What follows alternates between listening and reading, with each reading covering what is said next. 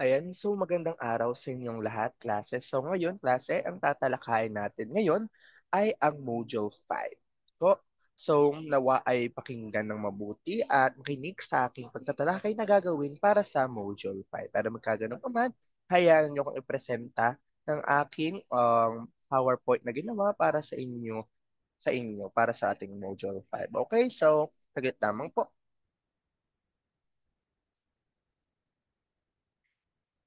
Okay, so ngayon, um, dadako na tayo sa pagtalakay ng Module 5. Ano nga ba ang mga lalamanin ng Module 5? Kasi ang Module 5 ay may patungkol sa pagbabalangkas. Ngayon na alamin natin, ano ba ang tinatawag na pagbabalangkas? Ano ba ang outlining na tinatawag? At ano bang may tutulong nito sa ating gagawing pananaliksik? Okay po. Sinasabi dito na ang layunin natin ay maipakita ang tamang pagbabalangkas.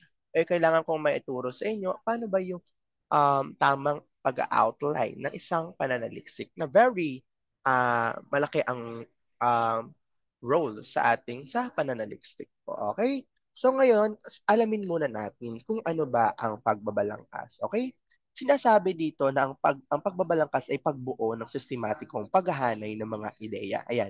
Kasi kapag sinabi nating sistematiko, ito ay may sinusunod na format o flow.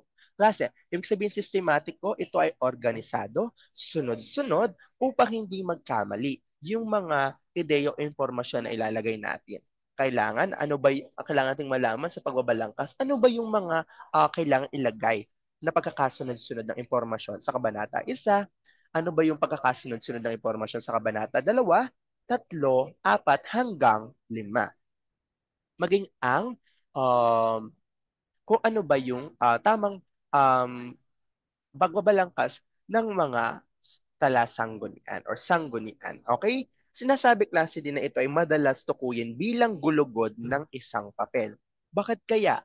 Kasi klase, di ba tinatawag tayo mga joints ng ating katawan na siya nagsusuporta upang tayo ay makagala, upang magkakasunod-sunod yung mga kukonekta sa pagkakasunod-sunod ng ating mga parte ng katawan. Parang ganun din po yung pagbabalangkas. Dahil sa pagbabalangkas klase, ito'y nagbibigay nga ng suporta sa pagkakasunod-sunod ng mga ideya o impormasyon na kailangan nating malaman sa ating gagawing pananaliksik. Okay?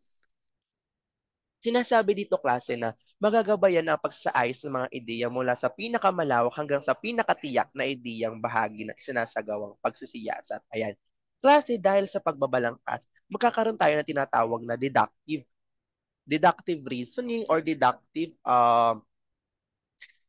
of the idea, kung saan magmumula tayo sa pinakamalawak patungo sa pinakatiyak. Kung saan klase, halimbawa, ang wikang Filipino ay isang iyong ideya o paksa, napakalawak ng wikang Filipino. Pero dahil sa paggamit ng pagbabalangkas, unting-unti mong napapaliit ito hanggang sa makapunta ka sa pinakatiyak na ideyang gusto mong gawan ng pagsisiyasat o ginagawan mo ng pagsisiyasat. Halimbawa, wikang Filipino nga ang paksa natin.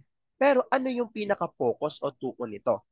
Dahil sa tulong ng pagbabalangkas, natukoy mo na ang focus pala nito o tuon nito ay ang wikang Filipino sa gamit ng panturo o sa pagtuturo. Ibig sabihin nito, ang sisiyasatin natin klase ay ano ba yung wikang Filipino sa gamit ng panturo. Na iba yun ating babalangkasin na information. Sinasabi rin dito klase na makakalikha ka ng masinop na paghahanay ng mga at pag-uugnay ng mga datos na magiging batayan sa pagbuo ng obserbasyon at konklusyon. Dahil nga klase nakabalangkas na yung mga information, nakabalangkas na yung mga datos klase, mas mapapadali na sa iyo yung paghahanay o pag-uugnay-ugnay ng mga datos. Kasi nga, may pagkakasunod-sunod na yan. Di ba klase, pag may pagkakasunod-sunod tayo, madali na yung pag-connect-connectahin para lamang yung mga tuldok na sunod-sunod at may pattern na kung saan kapag tayo ay pag connect-connecta natin yun, makakabuo tayo ng isang larawan o imahe. Ganun din po sa pananaliksik, na pag kung saan yung mga napag-connect-connecta natin yung, napag-ugnay-ugnay natin yung mga ideya, makakabuo tayo ng isang obserbasyon at konklusyon ng ating pananaliksik. Yun po ang kahulugan ng pagbabalangkas dito. Sinasabi klase na mayroon tayong tinatawag na ulo ng balangkas, kung saan ito nga yung tumutukoy sa pinakamalawak na konsepto ng pananaliksik. Gaya ng nasabi ko klase sa unang slide, ang ulo ng balangkas kasi ito yung simula pa lamang. Kung saan ito na yung pinakamalawak na ideya na maaaring sumakop sa mga iba pang impormasyon na, na sumusunod dito. Okay po, sinasabi din dito na sa pangkalahatan, tinutukoy itong introduction, katawan, at papel na pagtatapos, konklusyon ng pananaliksik. Sinasabi rin dito klase na hindi na inilalagay bilang ulo ng balangkas ang inilalagay. Okay, ulitin ko. Hindi na inilalagay bilang ulo ng balangkas ang inilalagay sa konsepto ng paksayang nilalaman ng introduction, katawan ng papel, at konklusyon ng papel. Bakit kaya? Kasi nga klase ang ulo ng balangkas, ito na yung pinakamalawak. So, hindi mo na kailangang ilagay pa yung nasa introduction, katawan, papel at konklusyon. Kasi nga, ito'y tumutukoy lang sa pinaka-main idea. Kung ilalagay mo pa ito sa ulo ng balangkas, magkakaroon ka na ng tinatawag na redundancy o paulit-ulit. At sobrang sama pong klaseng tingnan kapag paulit-ulit lang mo po yung ideya na inilalagay mo sa pananaliksik kasi nga ang magiging tendency dadami lamang yung kopya ng papel mo, dadami lamang yung pages ng papel mo, pero yung ideya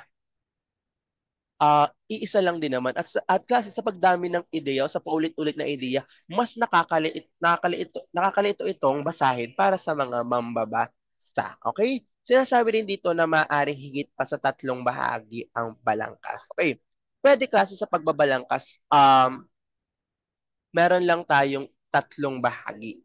Pwede naman na merong 4, halimbawa ay isang introduction, 2 paragraph ng katawan, at isang paragraph ng conclusion. Ito po ay nakadepende sa mananaliksik at sa haba ng paksag na isgawan ng balangkas. Okay? Sunod. Siyempre, dadako na tayo sa pinaka-main natin, ang pagbabalangkas ng pananaliksik. Pero bago ang lahat, um, dito sa pagbabalangkas kasi malalaman natin yung iba't ibang parte ng pananaliksik na siyang pagsusunod-sunurin natin upang makabuo tayo ng isang magandang pananaliksik. Okay? Unahin natin ang paksa. Sinasabi dito, nakasulat dito tungkol saan ang gagawing pananaliksik. Ayan. Ano nga ba yung pananaliksik nating gagawin? Saan ito po tumutungkoy? Ano ang pinopoint o goal natin sa pananaliksik na iyon? Ano ba yung pinaka topic, ano yung sentro ng pananaliksik na gagawin natin. Okay, sinasabi rin dito na ilimita ang paksa gamit ang mga tinutukoy sa batayan sa paglilimita. Di ba klase, natalakay ko na sa inyo ako yung mga maaring i-consider sa paglilimita ng paksa. So klase, kapag tayo ay pipili ng paksa, i-consider natin yung mga natalakay ko nung una pa man. Okay po, sunod. And, syempre, dadako na tayo sa pagbuo ng pananaliksik. Sa konseptong papel o pananaliksik, nakasaad ang pangkalahatang balak sa isasagawang pananaliksik. Ayan.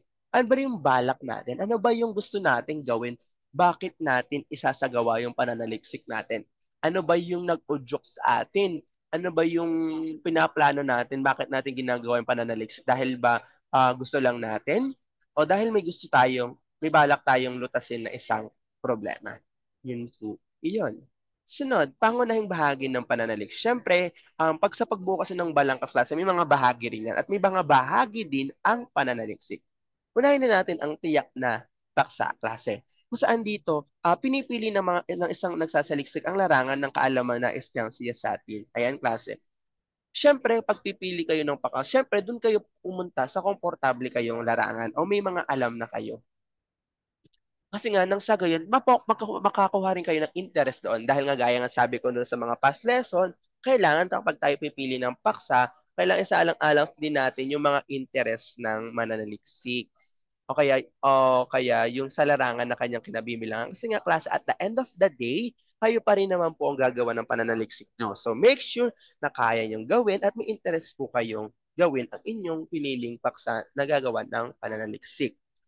Sinasabi rin dito na sa pagtitiyak ng paksa, makakatulong ang panimulang pagbabasa ukol sa larangan na tuklasin. Halimbawa, nagbasa ka ng isang artikulo patungkol sa paksa ngayon. Nabasa mo na maganda siyang pag-aralan, pero mahirap pala yung mga proseso na gagawin. So, yun pa lamang maipapaisip ka na, okay, kaya ba to? Kaya ba 'to ng isang semestre? So doon klase makakatulong yung pagbabasa natin ng mga ah, artikulo o iba't ibang mga nakasulatin patungkol sa larangang iyon, if kaya ba natin o kaya ba natin gawin o yung paksang iyon para matiyak natin if ito na ba talaga yung paksang gagawin. Ito na ba yung paksang para sa akin? Yun po, iyon. Sunod, rasyonale at layunin. Kung mapapansin nyo klase, ang rasyonale o rational at layunin ay laging magkasama. Kasi klase sa rational o rasyonale, ito yung mga pagtitiyak sa paksang nais mong talakayin at larangan na kanabibilangan ng paksang nais siya sa atin. Ayan, kung saan dito inilalagay din natin yung motibasyon at inspirasyong nagtulak sa atin sa pagtatangi ng napiling paksain. Dito mo ilalagay ano ba yung motivation mo? Ano ba yung nag-udyok sa'yo? Ano ba yung urge na nagbigay sa'yo upang gawin yung pananaliksik na yon? Okay? Ano ba yung, halimbawa, meron ka bang karanasan na konektado sa paksang iyo kaya gusto mo siyang gawan ng pananaliksik? Meron bang nagsabi sa'yo, oh, gawan mo to ng pananaliksik. Maganda ito. Ano ba yung ating motivation? Ano ba yung nagtulak sa atin na, oh, gawin mo 'tong pananaliksik kasi makakatulong ito sa iyo at sa mga tao makakabasa nito. Yun po ang rasyonale. Kaya yun ang hinihingi ko muna sa inyo, rasyonale at SOP. Siyempre, yun nga po, may layunin din tayo. Ito naman po klase dito naman, ano yung layo ng pananaliksik natin? Ay yung goal. Ano yung nais mong patunayan? Ano yung nais mong lutasin sa iyong pananaliksik? Ano ba yung pinaka main goal mo? Ano yung pinaka-pinpoint ng inyong pananaliksik? Kasi klase, pag gagawa tayo ng pananaliksik, hindi lang naman basta tayo gagawa eh. Kailangan may layunin tayo, may goal kang gagawin. Kaya nga tayo gumagawa ng pananaliksik kasi gusto natin makasolusyon ng isang problema. So ang layunin natin dito? Ano yung pinaka kailangan mong masolusyonan? Kailangan ba masagot mo lang yung tanong? Kailangan ba masolusyonan mo lang yung problema? O kailangan mo lang ba talagang makabuo ng isang proyekto para doon sa problema? May mga layunin ito. Okay po, sunod. And dadako na tayo sa pagtalakay ng mga panimulang haka-haka, survey ng mga sanggunian, metodolohiya, o pamamaraan ng pananaliksik. Okay? Sinasabi dito klase na ang panimulang haka-haka o kaya yung introduksyon na papasok sa kabanata 1. Sinasabi dito, ito yung pagbuo ng panimulang tugon sa suliraning nais tuntunin. Sa panimulang haka-haka, hindi dapat maging tiyak sapagkat ito'y pagtatansya pa lamang ng posibleng kahinatnan na pagsiyasat ng pananaliksik. Ayun klase, sa paggawa natin ng panimulang haka-haka o introduction, dito ilalagay mo pa lamang yung mga ideya na nais nating sabihin sa pananaliksik. Pero hindi pa siya tiyak. Bakit hindi kaya siya tiyak? Kasi klase, kapag sa introduction pa lang o sa panimulang haka, naging malinaw na agad kung ano yung tatakbuhin ng isang pananaliksik, wala na magiging silbi ang magiging kabanata 2, 3, 4. Lalo na yung kabanata 4 kung saan tatalakayin yung resulta. Kasi nga, natalakay mo na sa panimulang haka. Klase sa panimulang hanga-hanga pa lang o sa introduction, doon mo palang ilalagay yung mga ideya na magbubukas sa isipan o sa kuryosidad ng isang tao upang basahin pa niya yung mga susunod na kabanata. Doon mo palang bibigyan ng pangunahing ideya ang isang mambabasa o isang mananaliksik na gagamit ng inyong research bilang references na ano ba yung tatakbuhin ng aming pananaliksik?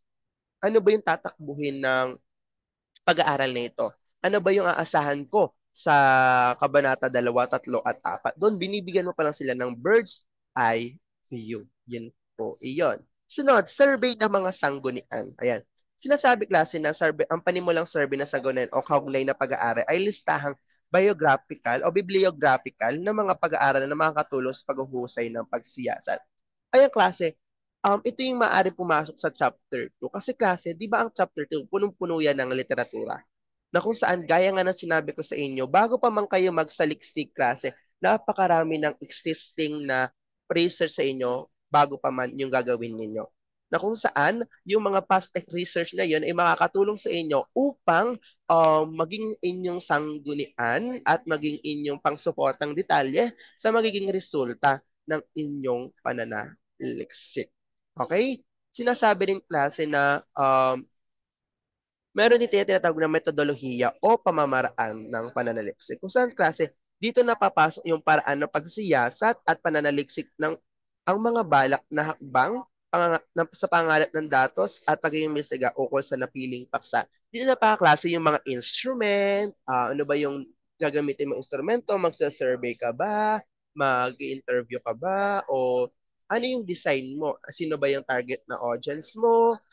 Sino ba yung respondent mo? Dito na po papasok yung sa metodolohiya at pamaraan ng pananaliksik. Okay. Ayan nga po, sinasabi rin dito na yung panimula. Ayan, gaya na natayag kanina, ito yung pagtalakay, introductory pagtatalakay, okay? So, binibigyan mo nga lamang dito ng bird's eye view. Okay, bilang karagdagan class, sinasabi dito na dalawa o tatlong maikling talata ay sapat na. Sa klase, pag sobrang haba ng ginawa mo na introduction, mauubay na ang mga mambabasa mo. Hindi na yan gaganahing basahin ang 2, 3, 4 kasi napakahaba ng introduction mo. Isa introduction nga klase, nagbibigay lamang naman po tayo ng pangunahing idea kung ano ba ang dapat nating i-expect sa pananaliksik na iyon. Kaya tama lamang po na hanggang dalawa o tatlong maikling talata lamang po ito. Feel po iyon. Sunod, pamamaraan. Ayan klase. Sa pamamaraan, gaya ng sinabi ko kanina, ito din may katulad ng metodolohiya na kung saan dito nga papasok ang paraan ng pangalap datos na maaaring survey, interview, o pwede din namang observation, katulad ng ginawa ng sir sa pananaliksik niya na kung saan kami po ay nakinig lamang, after namin makinig, ini-record, at after mag-record, syempre pinakinggan yung mga record, then pag kinuha yung mga salita at pinag-aralan at gumawa ng pagtatala. Okay? Sunod, pagtalakay. Ayan. Dito kalase, talakayin dito ang mga datos na impormasyon na nakalap. Gamitin ang mga CP, buod at paraphrase sa inyong mga note cards. Klase, di ba halimbawa nakapangalap na nga po kayo ng datos? Dito napapasok yung kabanata 4 o kabanata 4 na kung saan, di ba after yung mangalap ng datos, pagsasama-samahin yan. Halimbawa, ang tanong sa 1, epekto ng paggamit ng wikang Filipino bilang panturong sa kolehiyo. Yun ang number 1 na kailangan nyo sagutin. Siyempre, yung epekto, meron niyang positive at negative o positibo at negatibong epekto. Nung nakapangalap kayo ng datos sa pagsama-sama niyo yung mga impormasyon sa nakalat ng datos, nakabuo na kayo ng pagtalakay na kung saan halimbawa sa positibo inilagay ninyo. Lumabas sa pag-aaral na may average or weighted average na 3.54 na kung saan ito ay may indikasyon or interpretasyon na ah, maganda na ang wikang Filipino ay magandang gamitin bilang wikang panturo dahil ito ay ang wikang mas madaling naiintindihan ng mas nakakaraming estudyante. Pwede din naman na sa negatibo naman sinasabi na lumabas sa pag-aaral na may weighted mean na 1.75 na meron din namang negatibong epekto ang paggamit ng wikang Filipino lalo na sa mga asignaturang gumagamit ng pangunahing wika na Ingles kasi mas naiintindihan daw yun sa mga katulad ng math, sciences, English mismo na subject, yung English na language. So, mga ganun po. Okay, sinasabi rin dito klase na huwag kalimutan o huwag kalilimutang kilalanin ang inyong mga hangot sa pamamagitan ng in-text or end-text citation sa bahaging ito, maging sa panimula. Okay, klase sa introduction pa lang, nung kami ay college, kailangan may dalawa o tatlo kaming RRL na nakalagay bilang pang-suporta dun sa introduction namin. Ganon din po sa Kabanata 2. 'Di ba naglalagay tayo ng mga RRN, naglalagay tayo ng mga ng mga supporting details or support related literature na para paspatibayin yung ating naging resulta na pagtalakay. 'Di ba po? Naglalagay tayo ng RRN upang suportahan yung resulta ng ating pananaliksik. Okay? Sinasabi rin pa na gumamit ng graph, talahan na yan o mapa kung kinakailangan. 3 hanggang 5 pahina ay sapat lamang. Ay halimbawa, kapag kayo may graph, halimbawa kayo may survey, kahit kailangan nyo ng graph o talahan na yan, maglagay po tayo. Hindi ko naman ililimit na hindi ko naman ililimit na hindi kayo gumamit nun kung hindi nyo naman kailangan talaga sa pag-aaral. Okay po? Sunod, lagom. Ayan. Ito na yung lagom. Ito na yung sa papasok. Ito yung kabanata 5. lagom. Kung saan ibinubuod mo na yung ginawang pagtalakay sa maikling talataan. Kasi 'di ba ang lagom o tinatawag din nating buod dito, isa-summary mo na yung ano ba yung pag-aaral lumabas sa result. Ano ba yung buod ng 'pag tinalakay na ginawa ko. Halimbawa, ang lagom nung sa kabanata sa epekto ng paggamit ng wikang Filipino sa panturo ay lumabas sa pag-aaral na mas marami pa ring magagandang o positibong epekto ang paggamit ng wikang Filipino sa larangan ng pagtuturo. Yun po at mas maunti naman ang negatibong epekto. Yun po ang pwedeng gawin yung lagom. Pinakamaikli na siya pinaikli siya o binuod na parte ng kabanata 4. Okay? So, konklusyon, ilahad ang natuklasan sa pag-aaral. Tiyakin magsasagot ito ng tanong na ilalahad sa layunin. Dito naman sa conclusion class, ano yung na-conclude mo? Ate, parang may pagkakatulad sa lagom. Pero ito, dito, mas na-conclude mo yung nangyari. Na halimbawa, sa larangan pala ng pagtuturo, mas epektibo o mas magandang gamitin ang wikang Filipino kaysa sa wikang Ingles. Kasi nga, ito po yung mas madaling naiintindihan ng mga estudyante. Yun po ang halimbawa ng conclusion. Inididetail mo siya sa mas maikling paraan, i-conclude mo na mas magandang gamitin ang wikang Filipino kasi mas maiintindihan po ito ng mga estudyante o mag-aaral. Yun po ang conclusion. Okay, sinasabi din dito na, syempre, after ng lagom, conclusion, sa chapter 5, meron ding rekomendasyon. Naglahad dito ng ilang mungkahi kaugnay ng mga natuklasan, 3 hanggang 5 mungkahi ay sapat na. Halimbawa, di ba, ang epekto nga ay positibo. Halimbawa, ang isang recommendation mo, ang number one recommendation mo ay magsagawa pa ng mas maraming pag-aaral tungkol sa paggamit ng wikang Filipino bilang wikang panturo. Nang sa gayon, mas malaman natin kung may pagbabago ba ito sa paglipas ng henerasyon. Yun ang isang rekomendasyon. Kasi nga, klase, kapag nagre-recommend tayo, hindi naman ito para uh, ibaba ang quality o yung naging resulta ng pag-aaral, kundi para mas payabungin pa yung isang pag-aaral. Nagre-recommend tayo ng mas mapalawak pa ito kasi nga klase ang research po ay continuous. Patuloy po yan habang may nag-aaral, meron tayong ginagawa, mayroon pong pananaliksik na mabubuhay. At syempre, talaan ng sanggunian. Ayan. 6 hanggang 12 entries ay sapat na. Gaya nga na sinabi ko klase, hindi ko kailangan na sobrang daming ilagay yung RRL. Kahit yan ay maunti, okay lamang. Basta connected at talagang susuporta sa inyong pananaliksik. Okay? Sinasabi rin dito ng isa lang alang ang mga tinalakay sa tagubilin sa paggawa ng talaan ng sanggunian. Klase, kapag tayo gagawa ng sanggunian, kailangan naka-APA. Alam naman po ang APA, kung saan naituro naman po yon. Kung saan ito po una muna ang author, year, tapos tuldok, tapos title.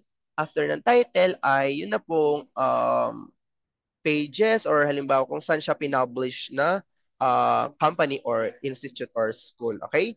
Sa nasabi, tiyaking lahat ng mga hangwang binanggit sa panimula at pagtatalakay ay matatagpuan dito. Siyempre, make sure nyo na yung mga nilagay nyo sa introduction at chapter 4 ay nasa APA format nyo or nasa talasang ngunian ninyo. Bakit? Kasi, alam nga, magbasa na lang kayo naglagay di at klase ng sanggunian na hindi nyo kinuha ang references. Ilagay po natin sa sanggunian. Okay?